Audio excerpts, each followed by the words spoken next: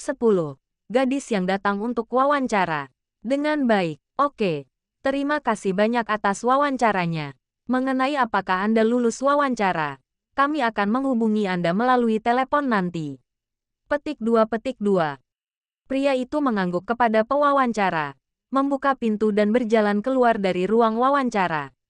Baiklah, sekarang silakan undang Nona Su Xiaoyu untuk datang wawancara.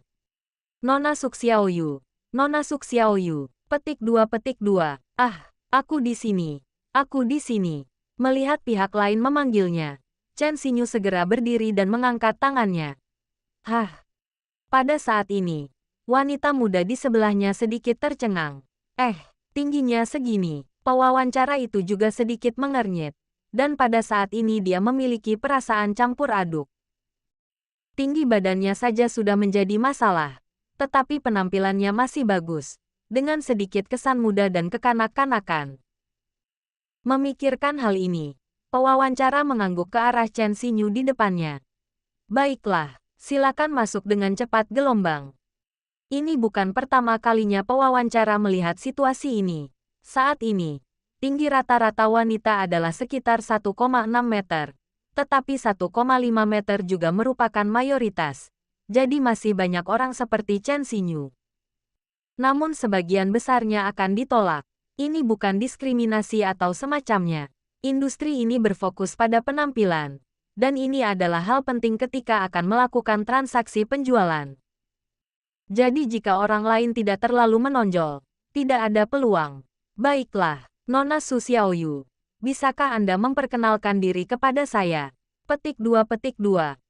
Melihat Chen Xinyu telah tiba di tempat duduk, pewawancara wanita itu berbicara. Ahem, namaku Chen Xin.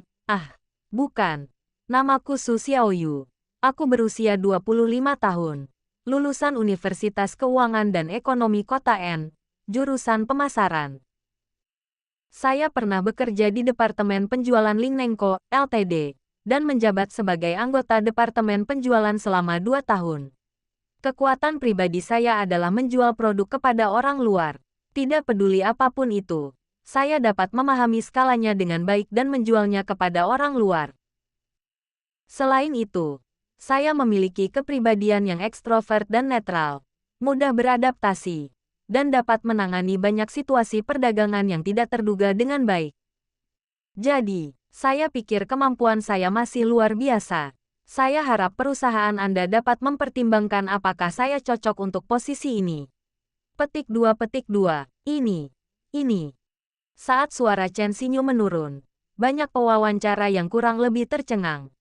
Lagi pula, kata-kata pihak lain selalu tentang betapa hebatnya dia, yang sama sekali tidak konsisten dengan ini. Baiklah kalau begitu, Nona Su Xiaoyu. Izinkan kami mengajukan beberapa pertanyaan terlebih dahulu.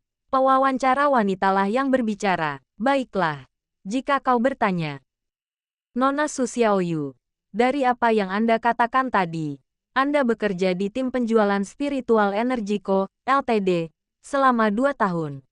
Mengapa Anda tiba-tiba mengundurkan diri? Dengan baik. Setelah mendengar ini, Chen Xinyu sedikit kehilangan kata-kata. Bagaimana dia harus menanggapinya? Maaf, ini masalah privasi.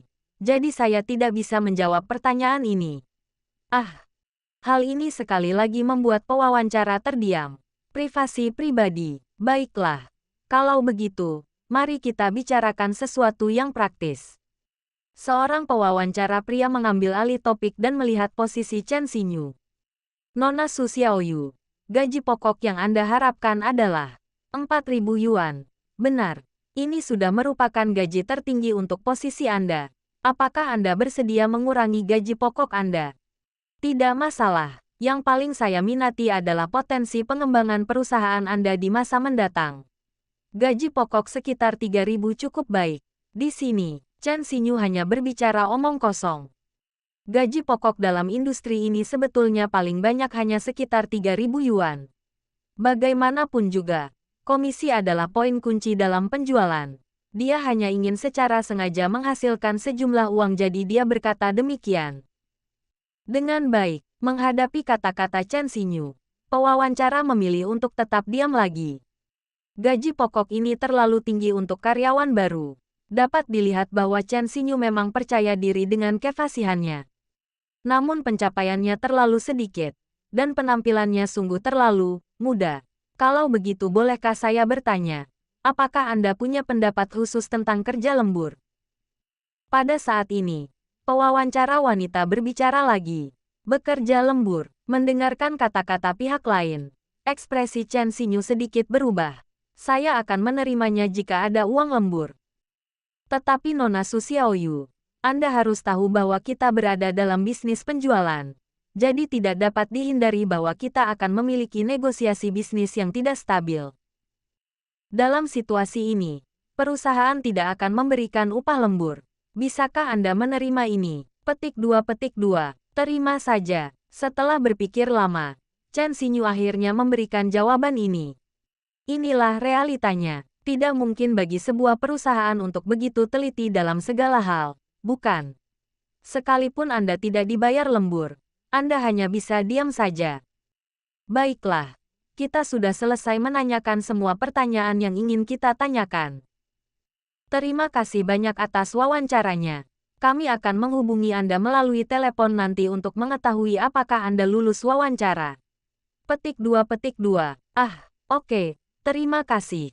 Begitu cepat, ini lebih cepat dari wawancara saya sebelumnya. Chen Xinyu mengangguk, mengemasi barang-barangnya dan berjalan keluar dari tempat wawancara. Panggilan. Dia akhirnya menghela napas lega setelah meninggalkan tempat itu. Sudah lama aku tidak segugup ini. Meskipun Chen Xinyu tampak tenang, tubuhnya sebenarnya gemetar saat dia mencoba untuk tetap tenang. Memang, cuacanya sangat panas gelombang. Setelah berkata demikian, Chen Xinyu mengulurkan tangan kecilnya dan mulai mengipasi dirinya sendiri. Sikapnya tampaknya baik-baik saja, dan awalnya tidak buruk. Mungkin keberuntungan hari ini cocok untuk wawancara. Kalau begitu, bersiaplah untuk yang berikutnya. Petik 2.